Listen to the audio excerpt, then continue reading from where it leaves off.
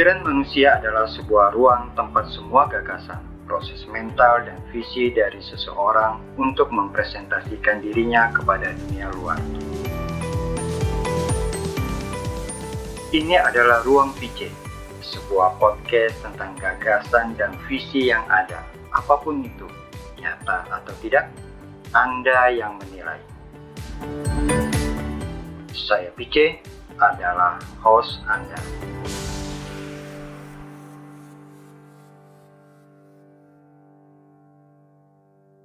Halo sahabat semua, apa kabar? Semoga kita semua selalu dalam keadaan baik. Jumpa lagi dan selamat datang di podcast Ruang PC. Selamat merayakan para kudus dan martir di surga. Setiap 1 November, Gereja Universal merayakan pesta para kudus di surga. Sebuah tradisi yang sudah ada sejak abad kedua, yang pada awalnya hanya dirayakan oleh gereja lokal saja. Akhirnya melalui Paus Gregorius ketiga tahun 741 ditetapkan sebagai perayaan gereja universal. Di balik penentuan perayaan para kudus dalam perziarahannya, gereja diteguhkan melalui berbagai kesaksian iman para kudus. Pewartaan kesaksian iman dengan memaklumkan kemartiran, pengangkatan beato, beata, dan santo, santa sebagai para kudus yang dihormati, sebagai yang berbahagia dan yang kudus di surga. Pada tahun 1234, Paus Gregorius ke-9 menetapkan suatu prosedur untuk menyelidiki hidup para calon santo dan santa dengan kemungkinan adanya mujizat yang terjadi. Berikut pada tahun 1588, Paus Sixtus kelima mempercayakan kepada Kongregasi Ritus yang kelak diberi nama Kongregasi untuk Urusan Santo dan Santa yang mengawasi keseluruhan proses, yang kemudian pada tahun 1634 Paus Urbanus ke-8 merevisi dan membarui ketentuan-ketentuan dan prosedur-prosedur kanonisasi. Semua orang yang telah dibaptis dipanggil untuk memberikan kesaksian imannya. Ada yang karena membela iman dan keutamaan Kristiani sampai mempertaruhkan nyawanya hingga mati. Ada yang karena kesalehan dan kesucian hidupnya. Mereka adalah promotor iman Kristiani dan teladan hidup bagi gereja. Berikut adalah proses dan tahap seseorang berziarah sampai mencapai kekudusannya. Sebelum kita lanjut, bagi teman-teman yang baru mampir di sini, podcast Ruang PC bisa diikuti di Anchor, Spotify, Radio Public Podcast, Case, Breaker, Overcast, dan di Google Podcast. Selain itu, sahabat semua juga bisa mengikutinya di kanal YouTube Ruang PC. Pertama, venerabilis atau yang dihormati. Seorang martir. Bagaimana gereja menggelari seseorang sebagai martir? Paling tidak setelah 5 tahun seseorang beriman yang diyakini melakukan keutamaan Kristiani meninggal, maka proses bisa dimulai. Seorang postulator ditunjuk untuk mengumpulkan sebanyak mungkin testimoni, bukti-bukti kebenaran, dan dokumenter terkait di tingkat keuskupan. Bila bukti dan data dirasa kuat dan meyakinkan, maka akan diteruskan ke kongregasi untuk urusan santo dan santa.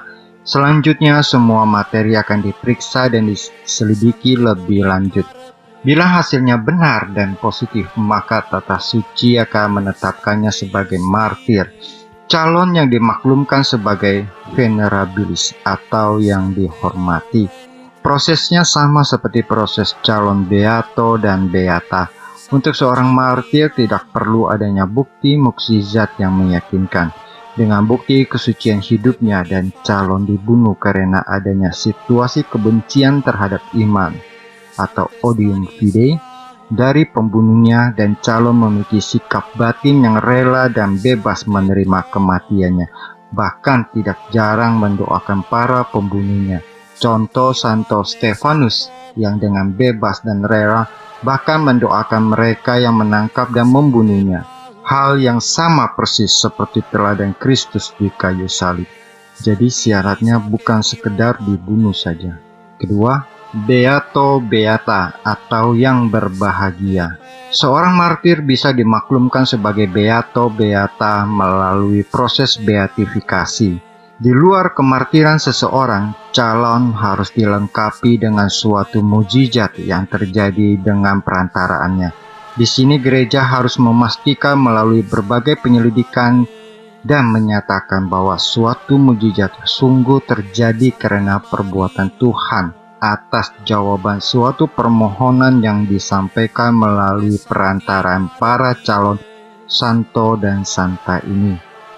Pada saat beatifikasi dimulai, calon santo dan santa boleh dihormati secara terbatas saja, misalkan pada suatu kota, keuskupan, wilayah, atau kelompok religius tertentu saja.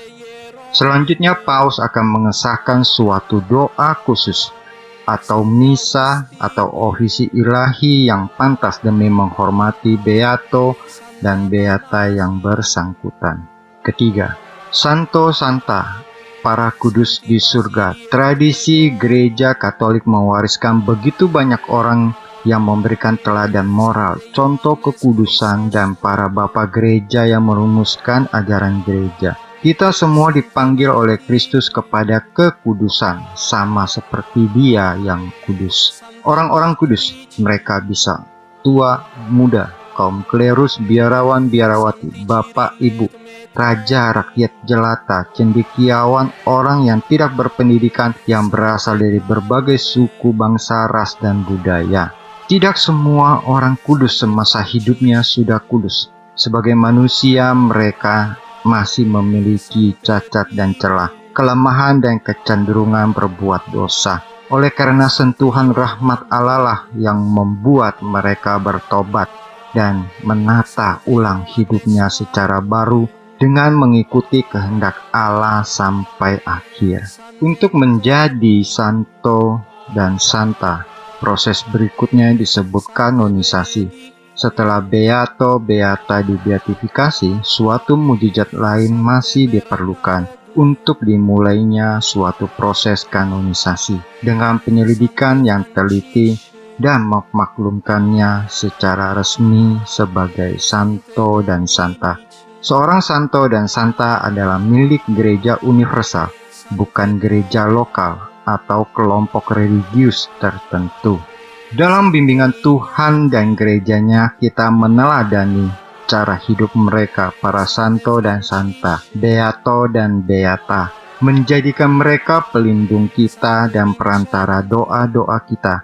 Dengan meneliti dan mengikuti dorongan Roh Kudus, kita memilih nama baptis atau sakramen penguatan sesuai kekhasan para kudus tersebut. Misalnya, kalau kita ingin menjadi orang Katolik yang militan dalam menghayati kekristenan, pilih Santo Ignatius dari Loyola.